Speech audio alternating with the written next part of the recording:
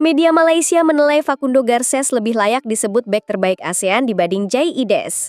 Perbedaan ini memicu perdebatan panas di kalangan pendukung kedua negara.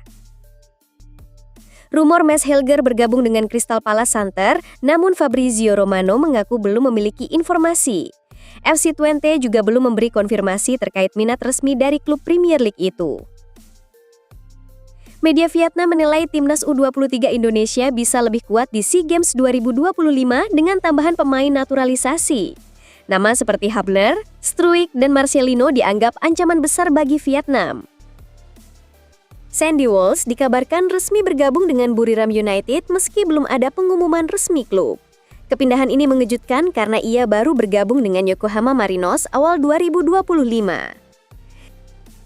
Sintayong mengaku pemecatan dari timnas Indonesia terjadi saat ia tengah fokus mempersiapkan laga kontra Australia. Ia menilai keputusan itu memupus peluang lolos otomatis ke Piala Dunia 2026. Jangan lupa klik tombol subscribe dan aktifkan lonceng notifikasi agar Anda tidak ketinggalan setiap pembaruan penting dari kami. Simak selengkapnya hanya di Timnas Gol ID.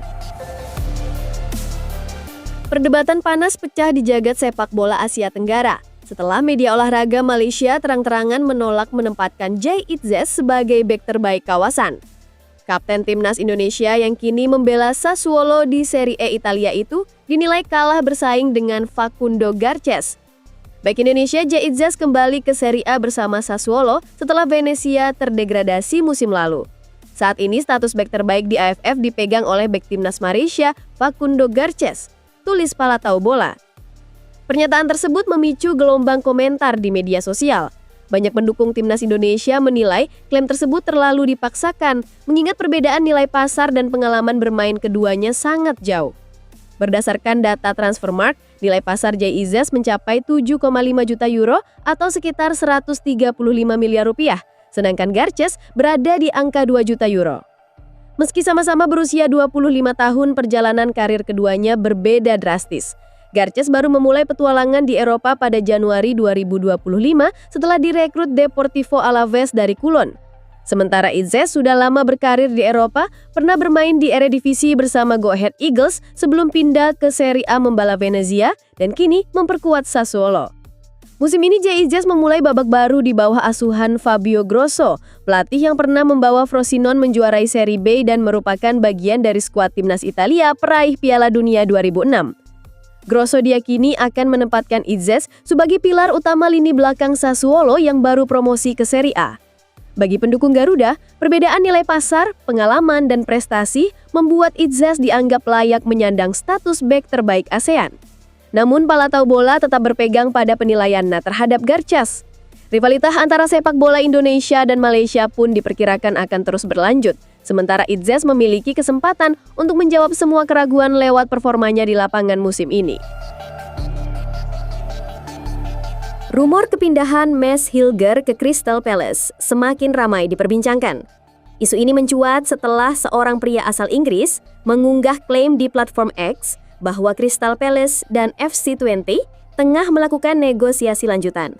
Ia bahkan menyebut kesepakatan pribadi antara klub Premier League tersebut dan Hilger yang berusia 24 tahun sudah tercapai.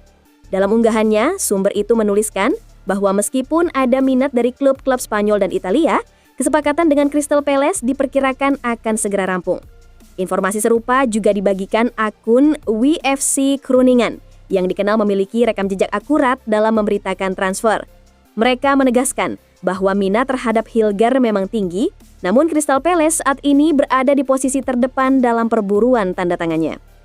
Kendati demikian, pihak FC Twente belum memberikan konfirmasi resmi. Melalui jurnalis Tijemen van Wissing, klub asal Belanda tersebut mengaku belum mengetahui adanya minat resmi dari Crystal Palace. Hilger sendiri masih terikat kontrak hingga 1 Juli 2026, sehingga pihak klub hanya bersedia melepasnya pada bursa transfer musim panas jika ada tawaran yang dianggap menguntungkan.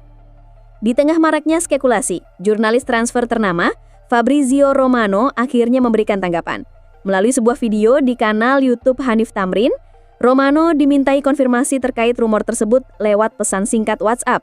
Namun, ia menegaskan belum memiliki informasi apapun mengenai kepindahan Mads Hilger ke Crystal Palace. Apabila transfer ini benar-benar terjadi, Hilger akan menjadi salah satu dari sedikit pemain Indonesia yang berkesempatan tampil di Premier League. Untuk saat ini, kepastian transfernya masih menunggu konfirmasi resmi dari pihak klub maupun sang pemain. Teka-teki masa depan Mads Hilger pun masih menjadi sorotan. Para penggemar menanti apakah rumor ini akan menjadi kenyataan atau sekadar kabar yang tak terbukti di bursa transfer musim panas.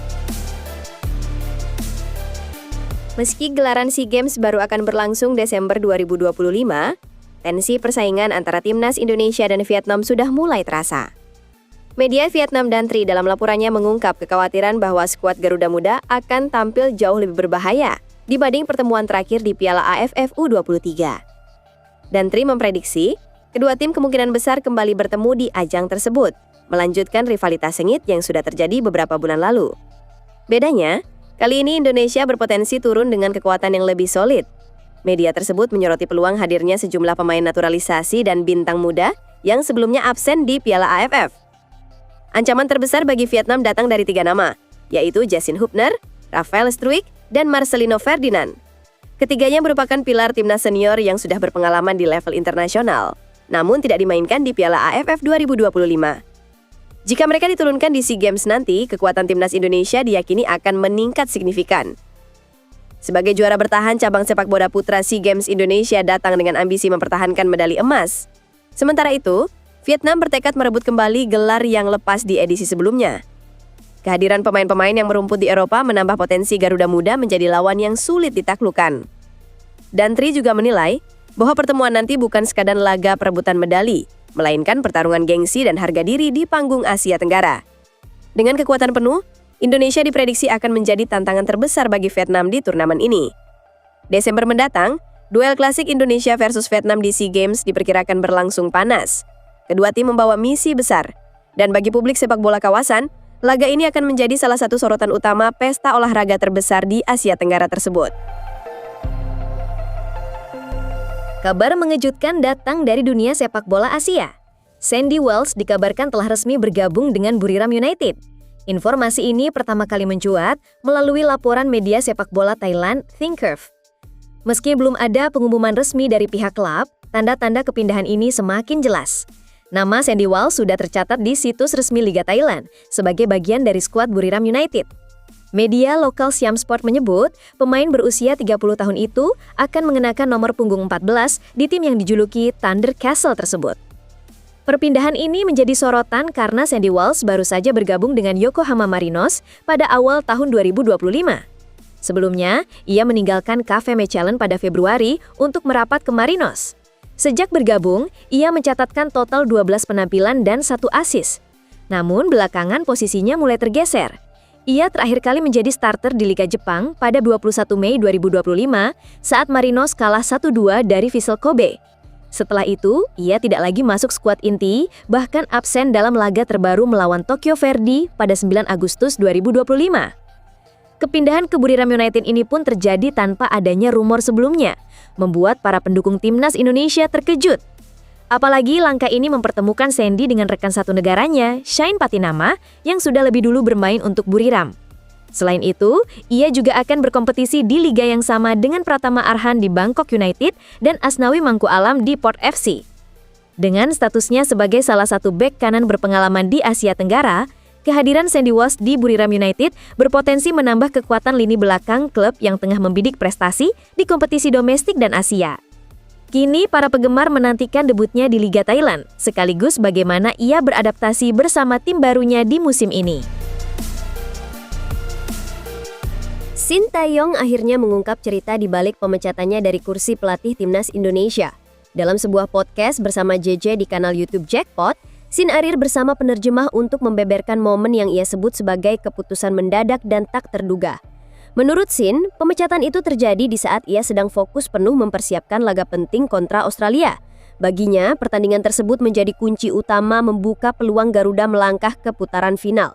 Ia bahkan merencanakan perjalanan lebih awal ke Australia pada bulan Maret demi menyusun strategi, mengatur jadwal, dan memastikan semua pemain bisa langsung berkumpul di lokasi. Sin mengakui laga melawan Jepang memang sulit dimenangkan. Namun, ia memilih untuk mengarahkan seluruh fokus pada duel kontra Australia dengan keyakinan bahwa kemenangan di laga itu akan memudahkan langkah di pertandingan-pertandingan berikutnya. rencana pun sudah tersusun rapi, mulai dari pembelian tiket hingga koordinasi keberangkatan pemain abroad, termasuk kiper Martin Paes dari Amerika Serikat. Di tengah kesibukan tersebut, kabar pemecatan datang tanpa peringatan. Shin mengaku sama sekali tidak memiliki firasat akan diberhentikan. Ia menegaskan, jika saja Indonesia menang atas Australia, peluang lolos otomatis ke Piala Dunia 2026 akan terbuka lebar. Namun, kesempatan itu pupus seiring berakhirnya kebersamaan dengan timnas lebih cepat dari yang ia perkirakan. Setelah meninggalkan Indonesia, Shin kembali ke Korea Selatan dan resmi menangani klub Ulsan HD. Debutnya di pekan ke-25 K-League 1 berakhir manis dengan kemenangan tipis 1-0 atas Jeju United.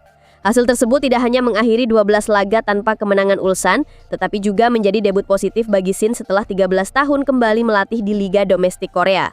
Dalam unggahan di akun Instagram pribadinya, Shin mengucapkan terima kasih kepada staf klub, pelatih, pemain, dan para supporter yang telah mendukungnya di tengah cuaca panas saat laga debut.